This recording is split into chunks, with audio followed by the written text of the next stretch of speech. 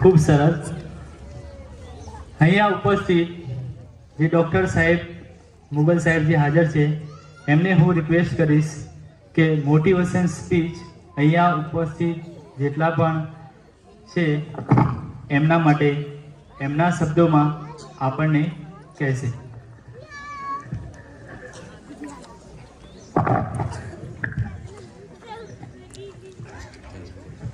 बिस्मिल्लाहिर्रहमानिर्रहीम वलस्र इन्नल इंसान लफी खुस्र इल्ला लल्लज़ीना आमनु व अमिलुस सॉलिहाति व तवासौ बिल हक़्क़ि व तवासौ बिस सब्र सदक़ल्लाहुल अज़ीम.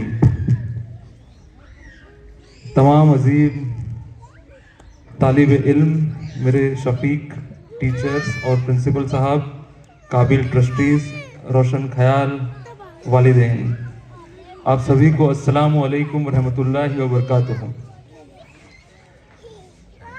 मैं मशकूर व ममनून हूँ, अल्लाह ताला का शुक्रगुजार हूँ, आप सभी का शुक्रगुजार हूँ कि इस मौके पे मुझे इधर खड़ा रहने का और कुछ बोलने का मौका दिया. अब बात ऐसी है कि खाली मैं तकरीर करके चला जाऊं उससे बात बनेगी नहीं. आप सुनना क्या चाहते हैं और मैं क्या बोलूं वो ज़्यादा मायने रखता है. माँ बाप भी बैठे हैं, आप सभी भी बैठे हैं, और ये भी मायने रखता है कि आप किसको सुन रहे हैं. बहुत ही काबिल लोग बैठे हैं और मेरे जैसा एक छोटी उम्र का लड़का अगर कुछ बोल रहा है तो वो कितना मायने रखता है आपके लिए, वो भी एक सोचने की ज़रूरत है. इंसान कोई भी तकरीर सुनने से पहले 3 मिनट ये सोचता है कि इसको सुना जाए कि नहीं सुना जाए. तो मैं छोटा सा मेरा तारुफ दे देता हूँ. मैं आईआईटी मुंबई से पढ़ा हुआ हूँ, इंजीनियरिंग का डिग्री लिया है. उसके बाद मैंने पीएचडी किया है और फिलहाल मैं एक कॉलेज में पढ़ाता हूँ. 3 स्कूल है, एक हॉस्पिटल है, ये सब मैनेज करता हूँ. आपकी नज़दीक की स्कूल जो फिरोजपुरा में है, एनएम बालवा स्कूल, वो पिछले 2 साल से हम लोग देख रहे हैं. वहाँ का नूर सेंटर जो यतीम खाना है, अभी इसमें इसी साल 2 बच्चे एमबीबीएस निकले. जो नंदासन डॉक्टर नाकादर इंस्टीट्यूट ऑफ नॉलेज है, वहाँ से पिछले 4 साल में 7 हाफिज बच्चे एमबीबीएस में गवर्नमेंट में एडमिशन जिनको मिला है. मैं वहाँ पढ़ाता भी हूँ.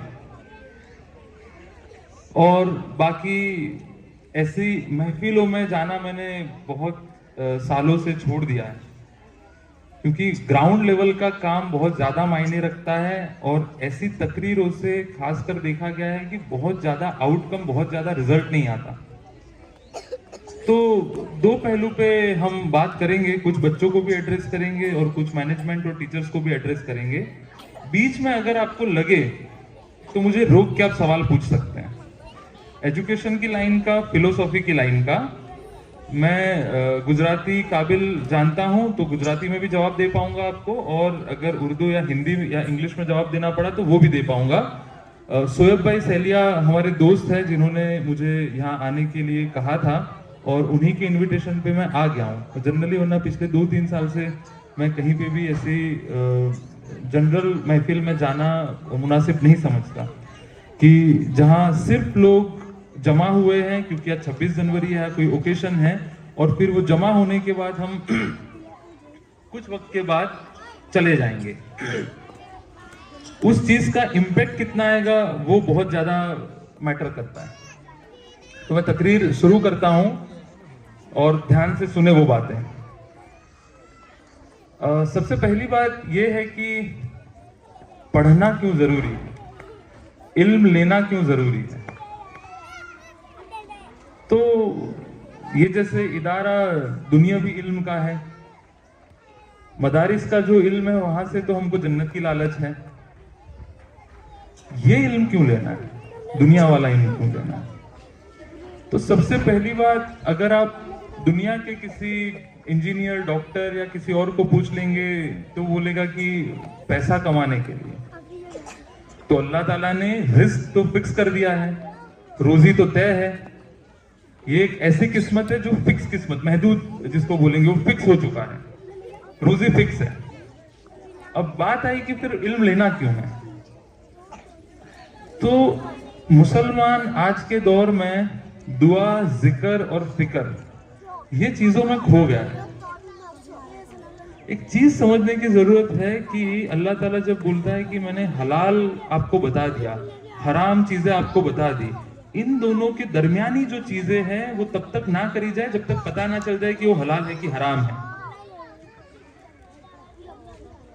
अगर आप कलेक्टर बन के रिस्क कमा रहे हो, अगर आप इंजीनियर बन के रिस्क कमा रहे हो, अगर आप मुदारिस में मौलाना बन के रिस्क कमा रहे हो, अगर आप टीचर बन के रिस्क कमा रहे हो, तो ये हलाल रोजी है। अगर आप कोई ऐसा हराम काम करके रिस्क कमा रहे हो तो फिर हराम ही रहेगा। बाज मर्तबा लोगों को यही लगता है कि जो रिस्क है वही तरीका है, बल्कि तरीका और रिस्क दोनों अलग अलग है। कितना अमाउंट हम दिन में कितना पैसा कमाएंगे वो तय है, किस तरह से कमाएंगे वो हमको तय करना है। अल्लाह ताला जानता सब है, अल्लाह ताला के पास पूरा आर्टिफिशियल इंटेलिजेंस मौजूद है, पत्ता भी उनकी मर्जी के खिलाफ नहीं हिलता। पर अल्लाह ताला ने जिसके बदले में सवाब और गुनाह लिखा है, अगर मैं रास्ते से पत्थर हटाता हूं तो उसके बदले में सवाब है, अगर मैं कोई नेक काम करता हूं तो उसके बदले में सवाब है। पर अगर मैं किसी को थप्पड़ मार दूं और फिर मैं बोलूं कि तेरे किस्मत में लिखा होगा मेरे हाथों खाना, तो उसके बदले में तो फिर गुनाह है। या तो अगर मैं किसी को मार दूं और फिर अल्लाह ताला जब हिसाब करेगा तब मैं बोल दूं अल्लाह आपने किस्मत में लिखा होगा तो मैंने मार दिया उसको, तो ये तो गलत है। तो ये चीजें आपको समझनी होगी कि अल्लाह ताला ने हमको मुक्त इच्छा शक्ति, फ्री विल भी दिया है। वहां हमको तय करना है कि क्या हम हलाल करेंगे और क्या हम हराम करेंगे, और इसी पे तो फिर अपना जन्नत जहन्नम का फैसला जो है अल्लाह ताला हिसाब किताब इसी बिना पे तो करेगा। तो इल्म का एक तो मैंने ये आपको चीज समझा दी कि किस्मत को उतना फिक्स मान के नहीं चले कि आप मायूस हो जाए, किस्मत में इतना डिपेंडेबिलिटी ना ला दे कि आप मायूस हो जाए, क्योंकि वरना जंगे बदर नहीं होती, वरना आप सल्लल्लाहु अलैहि वसल्लम इतना मेहनत नहीं करते इस्लाम को कायम करने के लिए, वरना तबलीग जमाते इतने आजू बाजू के गांव में पूरी दुनिया में नहीं निकलती, सब छोड़ देते आप अल्लाह ताला पे कि होगा अपने आप, पर नहीं, वो हमें करना है। तो पहली बात तो ये तय है कि अगर हमको हलाल रोजी चाहिए तो उसके तरीके हलाल ढूंढने पड़ेंगे। वो हलाल तरीका कोई भी हो सकता है, एक बात। अब दूसरी बात कि इल्म लेना क्यों जरूरी है। इल्म, रोजी तो फिक्स है, इल्म जो है आपको सोचना सिखाता है। हम हमेशा अगर कहीं पे फंसते हैं किसी बात से तो अपने बुजुर्गों की सलाह लेते हैं, क्यों? उनको तजुर्बा है, यही तजुर्बा तो इल्म है। वो तजुर्बे के बेसिस पे हमको उनकी सलाहियत के हिसाब से हमको कुछ चीजें बताते हैं कि भाई ये 1 2 3 चीजें कर लो तो ये मसला हल हो जाएगा। इसी को इल्म बोला गया है। दूसरा, इल्म जो है अल्लाह ताला के करीब लेके जाता है।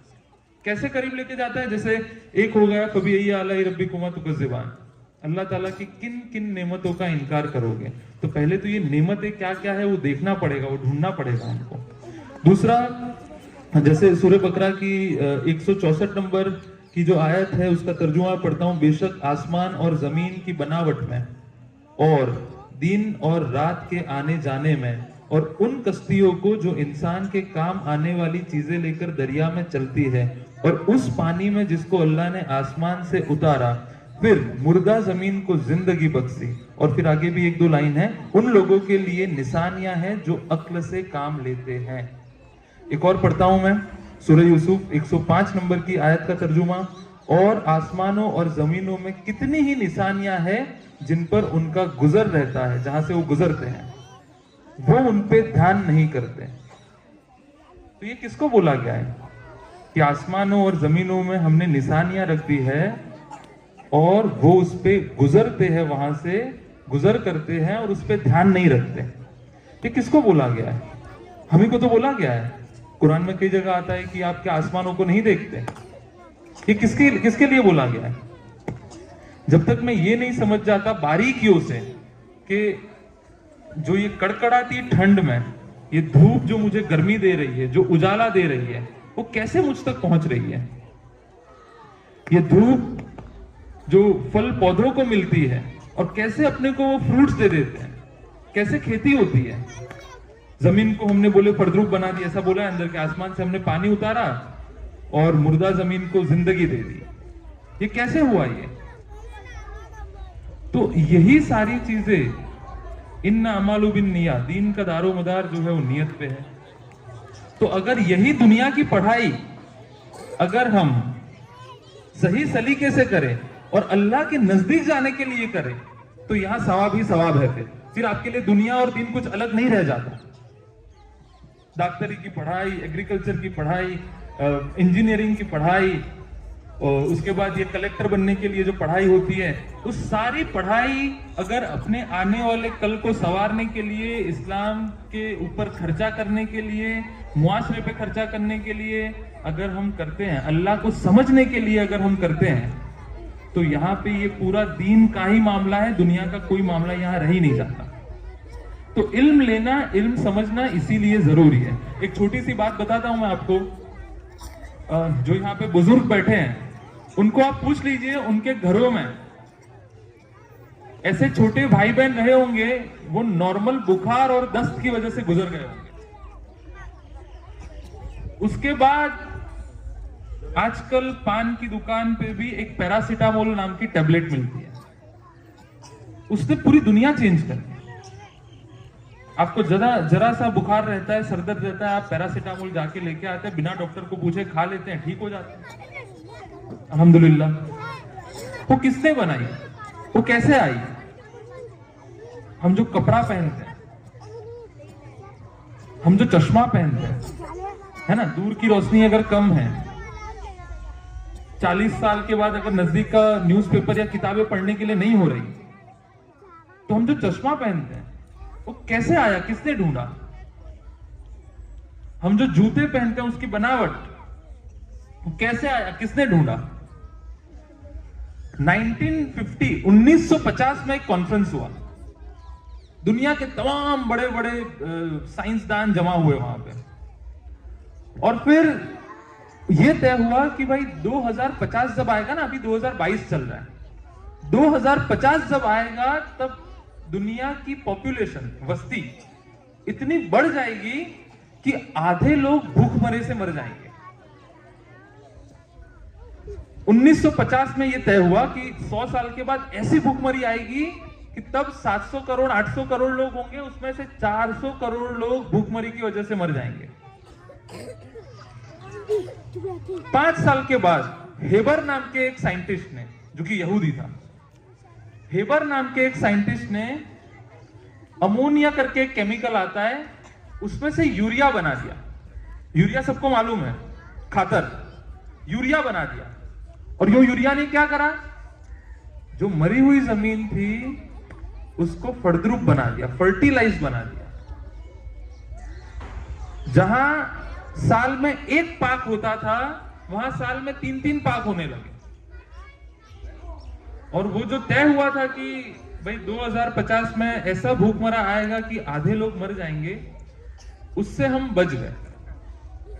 बेशक ये अल्लाह की ही तरफ से है, पर एक मुसलमान होने के नाते मैं इसको ये कहूंगा कि ये हमारा खोया हुआ इल्म है। उस्मानिया, दौरे उस्मानिया में ये था कि अभी भी आप कोई साइंस की किताब उठा लीजिए, 90% सितारों के नाम अरबी में मिल जाएंगे आपको, 90% सितारों के नाम। हुआ क्या? हुआ यूं कि उस जमाने में फ्रांस में, यूरोप में अगर आपको जाना है पढ़ने के लिए, तो वहां पे अरेबिक लैंग्वेज का, अरेबिक भाषा का जानना फर्ज था, कंपल्सन था। अगर आपको अरेबिक भाषा नहीं आती तो आपको यूरोप की, अमेरिका की, इंग्लैंड की यूनिवर्सिटीज में, कॉलेज में, स्कूलों में दाखिला नहीं होता था, क्योंकि सारा इल्म जो है वो हमारे पास था। फिर क्या हुआ, प्रिंटिंग की शोध हुई। तो जब नई प्रिंटिंग की लिखावट की शोध हुई पेपर पे, तो उसमें प्रॉब्लम यह हुआ कि जिसको बोड़े अक्षर हम बोलते हैं, कानो मात्रा वगैरह, वैसा प्रिंटिंग था। तो उस दौर के उलेमा ने फतवा दे दिया कि ये हराम है। आज के दौर के उलमा में साइंस की एक भी खोज ऐसी नहीं है कि हराम के फतवे से ना गुजरी। ये हमारे लिए बदनसीबी की बात है समहाउ कि हम क्यों ये समझ नहीं पा रहे हैं। तो वहां से अमेरिका और यूरोप ने वो प्रिंटिंग को अपना लिया और उन्होंने जितना भी हमारे यहाँ इल्म था वो लैटिन लैंग्वेज में, जो अभी इंग्लिश के हुर्फ है उसको लैटिन स्क्रिप्ट बोलते हैं, तो वो लैटिन स्क्रिप्ट में वो लिखावटों को प्रिंट कर दिया और फिर यही सारी डिग्रियां कोर्सेज उनके वहां चालू कर दिए। और हमारे यहां से लाइब्रेरियां जला दी गई जो प्रिंटिंग वाली हुई थी, फतवों के वही सिलसिले में वो लाइब्रेरियों के जला दिया। वो इल्म हमारे पास से चला गया और जब इल्म गया तब क्या हुआ, 1920 में कमाल अतातुर्क पाशा को जो बची कुची खिलाफत थी उसको अमेरिका ने खत्म कर दिया।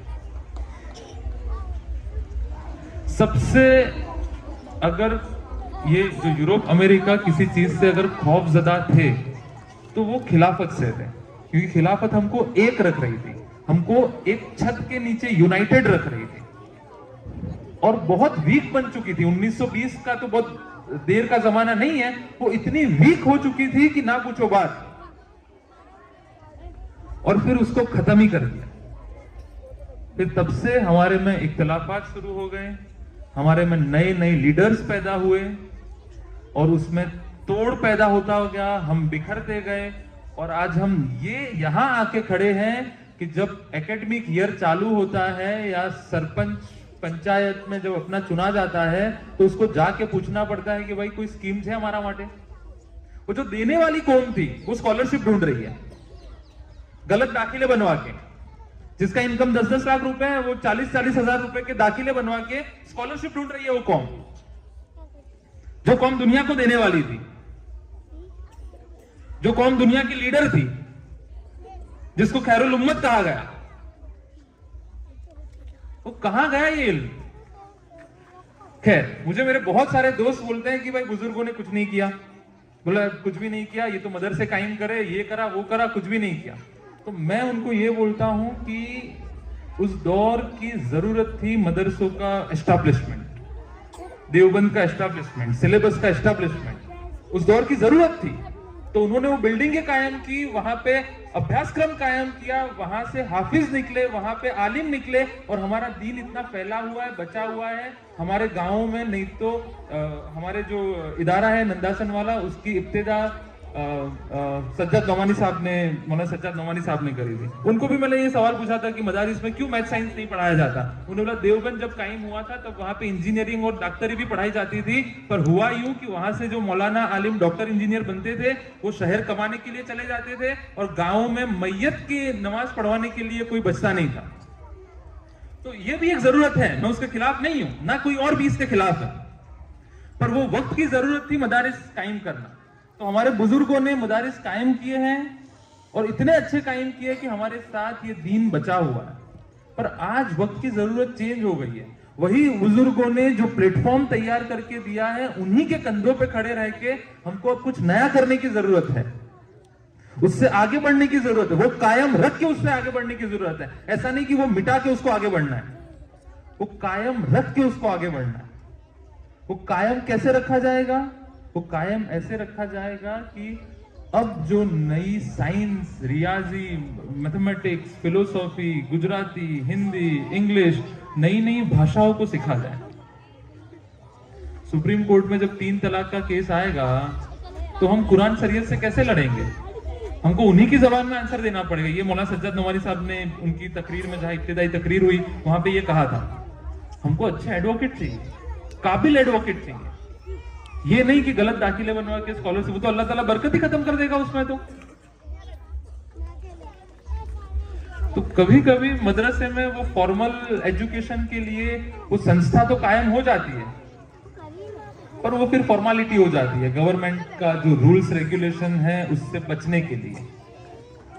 सही मायनों में जो कदम लेने चाहिए, सही मायनों में जितना सीरियस हमको होना चाहिए उतना सीरियस हम लोग है नहीं।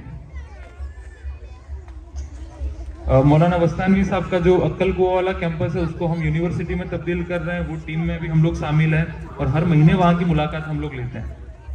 10,500 बच्चे हिफ्ज कर रहे हैं वहां पे, 2,500 बच्चे इफ्ता कर रहे हैं, 12,500 बच्चे, और साथ में इंजीनियरिंग की पढ़ाई कर रहे हैं, साथ में डॉक्टर भी बन रहे हैं। उनका औरंगाबाद में MBBS का कैंपस है, ITI भी कर रहे हैं, डिप्लोमा भी कर रहे हैं, फार्मेसी भी कर रहे हैं, वहां बड़ी अस्पताल भी है, BHMS होम्योपैथी और आयुर्वेदिक हॉस्पिटल्स भी है। तो हमको ये जो हमारे बुजुर्गों ने मेहनत से हमको जो प्लेटफॉर्म रेडी करके दिया है, उन्हीं के कंधों पर हमको कुछ नई चीजें शरीयत की हदों में रह के कायम करनी पड़ेगी, और वो फॉर्मेलिटी से नहीं होगा, तो फॉर्मेलिटी से हो ही नहीं सकता। हमको सही मायनों में वो स्टेप्स लेने पड़ेंगे। बस मैं पढ़ रहा था स्कूल के बारे में, 234 बच्चे हैं कुछ, 234,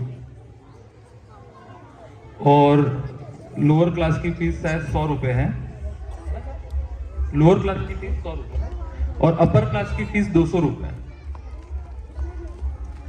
अब बात कुछ यूं है कि अगर किसी समाज को देखना हो आपको कि उसकी प्राथमिकता क्या है, प्रायोरिटी क्या है, तो देख लेना चाहिए कि वो समाज अपना कमाई का मोटा हिस्सा कहां खर्चा करता है, वो उसकी प्राथमिकता होती है। जैसे हमारे साइड शादियों में लोग खर्चा करते हैं ज्यादा, यहाँ का मुझे मालूम नहीं है कहां ज्यादा खर्चा होता है, हमारे यहाँ शादियों में ज्यादा खर्चा होता है, तो शादियां प्रायोरिटी होगी उनकी। जबकि एक चीज समझिए आप, मदारिस या स्कूल में जब बच्चा एडमिशन लेता है 5 साल का या 4 साल का, वहां से जब तक आलिम बनता है या ग्रेजुएट बनता है, तब तक उसकी उम्र करीबन 20 या 21 साल हो जाती है, 17-18 से 20-21 साल हो जाती है। ये 20-21 साल बच्चा जितना माँ के पास नहीं रहता, बच्चा जितना बाप के पास नहीं रहता, उतना बच्चा जो है वो मदारिस और स्कूल में रहता है। क्या उसके बारे में हम सीरियस हैं? क्यों ये करते हैं? बड़ी जिंदगी चाहिए जन्नत, एक बात। दूसरी बात, ये 20-21 साल की तालीम के बाद हमको मार्केट में आना है, बिजनेस करना है, लोगों से डील करनी है, कम्युनिकेशन, भाषा अच्छी बनानी है। तो वो सारा सीखने के लिए हम जिंदगी के पहले 20 साल, वो उम्र जहां पे आप पहाड़ तोड़ के रास्ता बना लोगे, वो उम्र आपकी 4 दीवारों के बीच इल्म हासिल कर रहे हो। गौर से सुनिए, ये 17-18 साल की उम्र वो है जहां पे लोग पहाड़ तोड़ के रास्ता बना सकते हैं। वो उम्र में आपका बच्चा मदारिस की और स्कूल की 4 दीवारों के बीच में इल्म हासिल कर रहा है, और आप उसके बारे में सीरियस नहीं है, और वो उसके जिंदगी के 20 साल खा रहा है, शुरुआती दौर के 20 साल, ताकि वो अपनी आगे आने वाली जिंदगी, आने वाला कल संवार सके।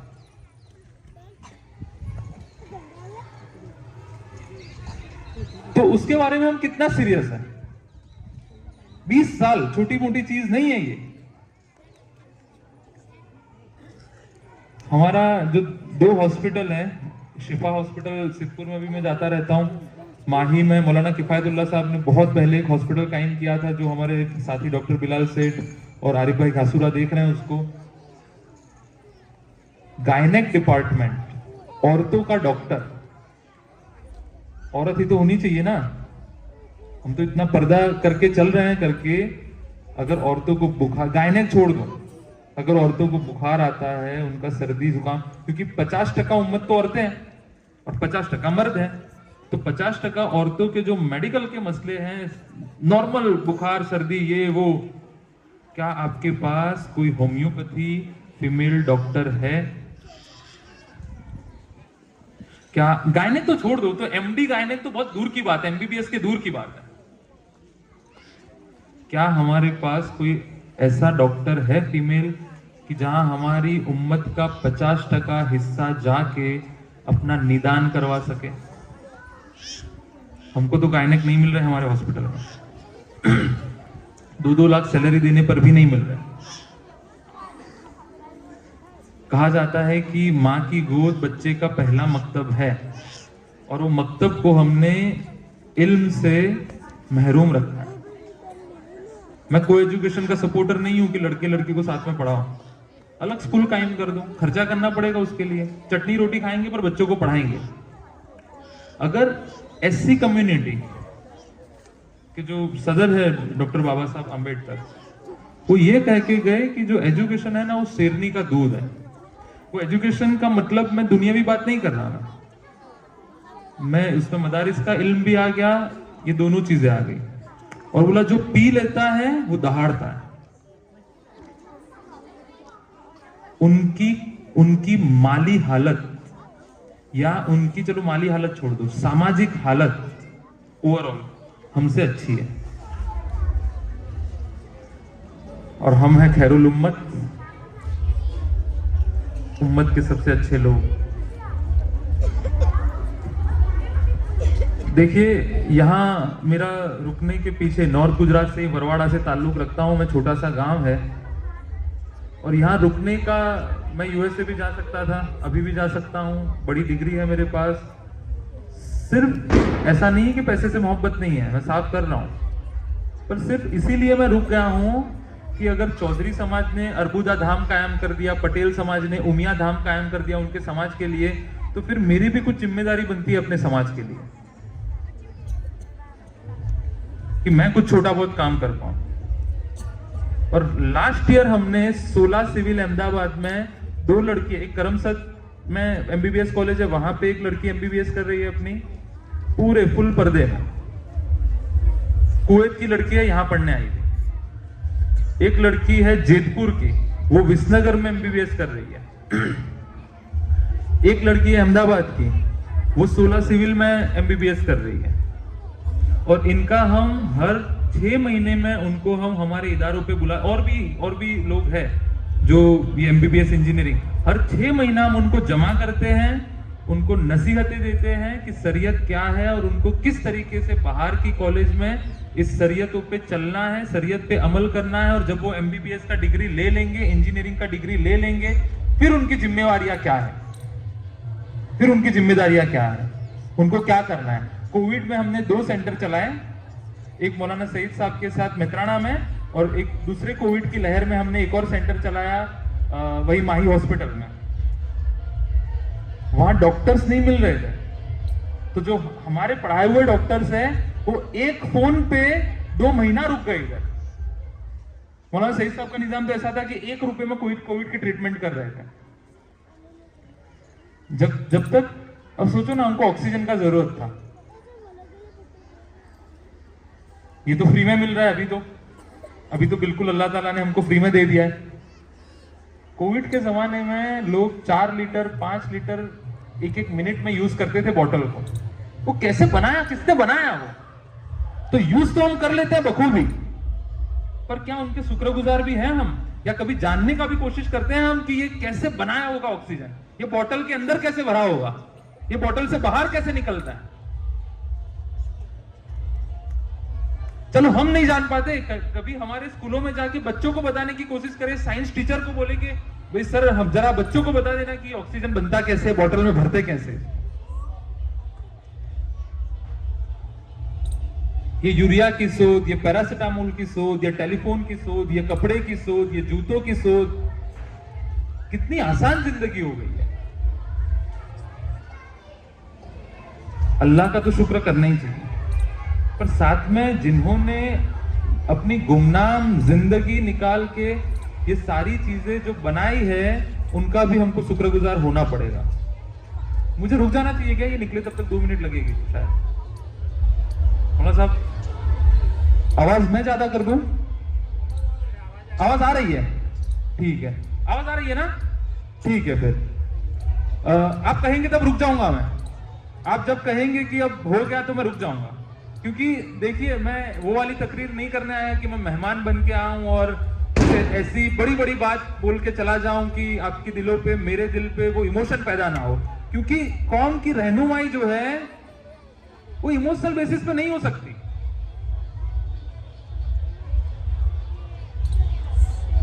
हम 2 मिनट मुझे लगता है कि इनको निकल जाने देते हैं।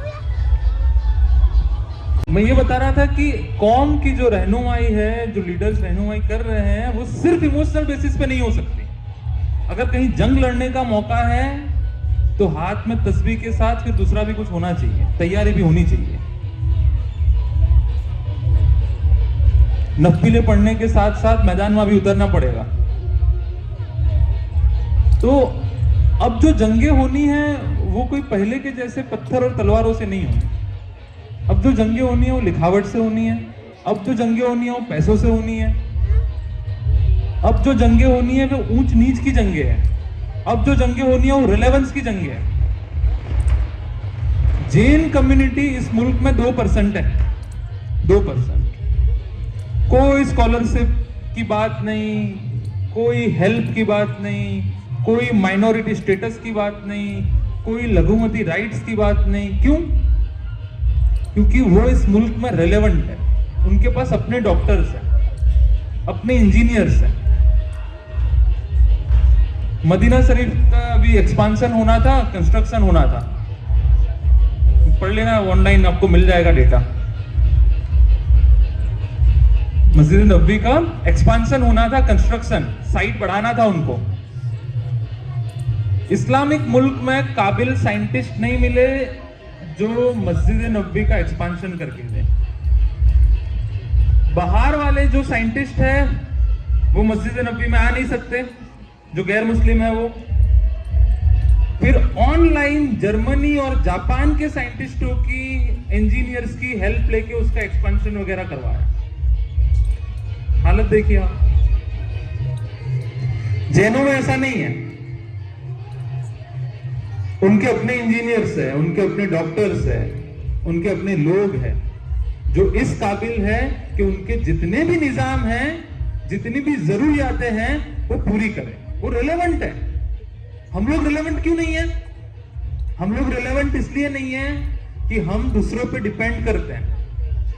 हम हमारे अधिकार मांग रहे हैं लोगों से कि हमारे अधिकार क्या है अधिकार इस मुल्क में। नहीं, ऐसा नहीं बोल रहा। आज का दिन ही है कॉन्स्टिट्यूशनल डे, 26 जनवरी। पर साथ में हमारी जिम्मेदारियां भी तो समझनी पड़ेगी। जिम्मेदारियों के बगैर कभी भी अधिकार नहीं मिल सकते, कभी भी नहीं मिल सकते।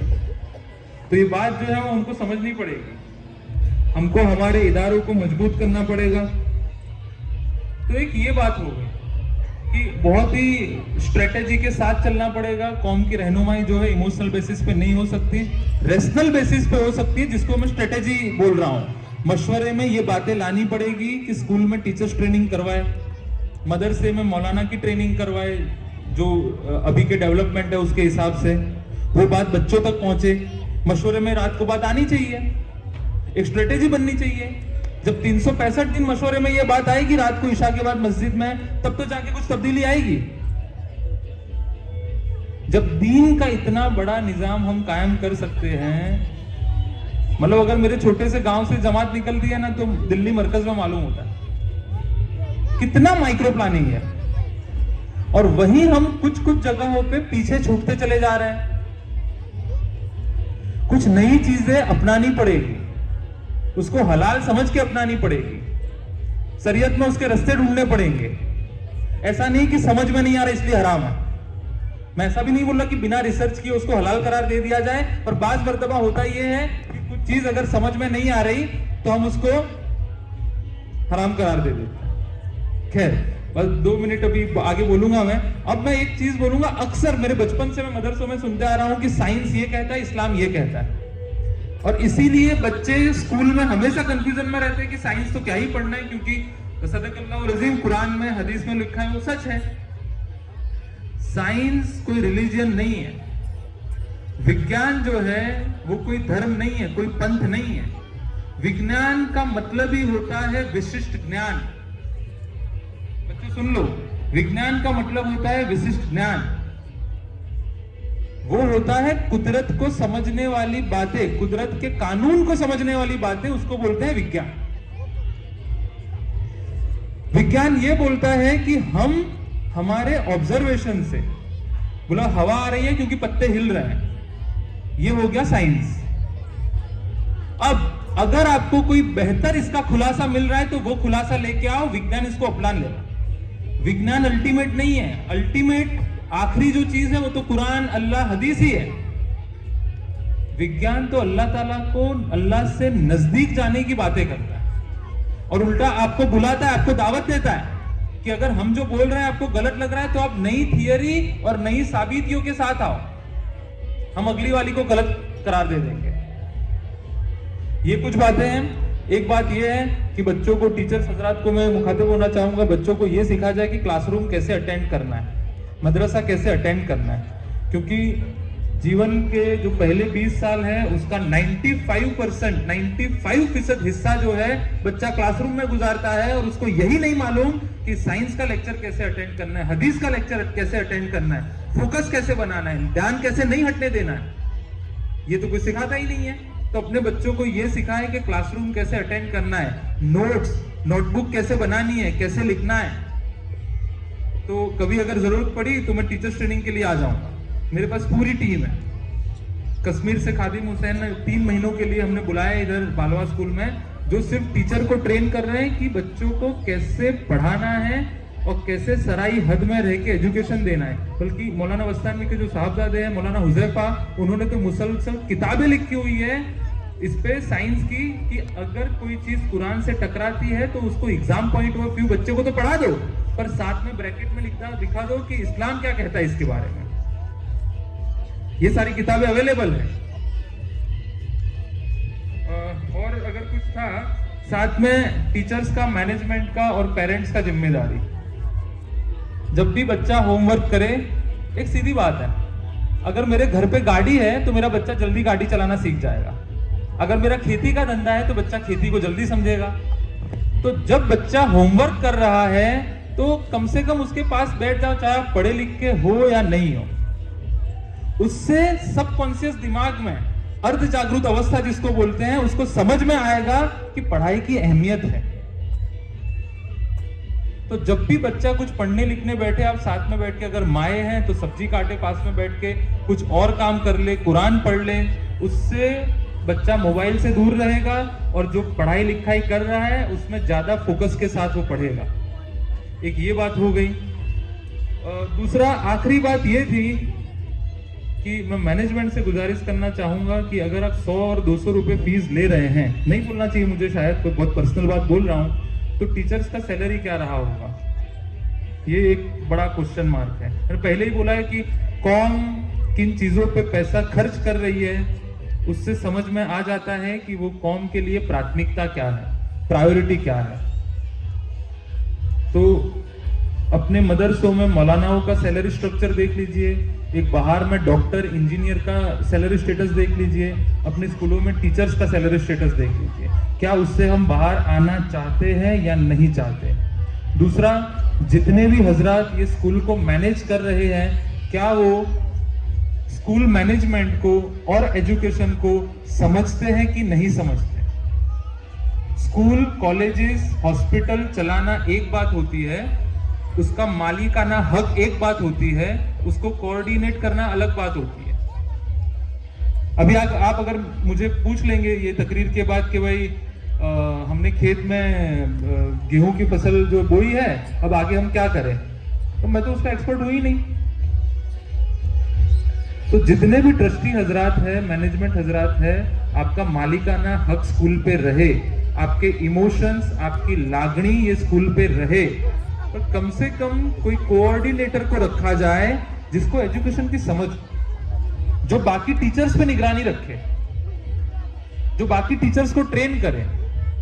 और माँ बाप से गुजारिश है कि मदरसे और स्कूलों पे थोड़ा ज्यादा ताउन फरमाए ताकि हम ज्यादा सैलरी दे पाए, ताकि हम, आप नहीं मानेंगे, नंदासन स्कूल में हाईएस्ट जो हम सैलरी दे रहे हैं वो 2 लाख रुपए महीना है टीचर को। तब जाके मेरे 3 लड़के लड़कियां एमबीबीएस कर रही हैं, लड़कियां जो आप ही के गांव में हो सकता है कि वो फिर एमबीबीएस करके सेवा करने के लिए। उसामा 21 वाला जो सरीस वाला साहब है, उनका भांजा हाफिज है बच्चा। रैयान मीठा वाला भावनगर एमबीबीएस कर रहा है, हाफिज है बच्चा। NIT त्रिची में एक बच्चा इंजीनियरिंग कर रहा है बड़ी कॉलेज में, हाफिज है बच्चा। वो तब पॉसिबल हुआ जब हमको अगर कोई बीमारी है, गंभीर बीमारी, तो हम किसके पास जाते हैं? सुपर स्पेशलिस्ट के पास जाते हैं। 2000 रुपए फीस रहती है उसकी एक विजिट की।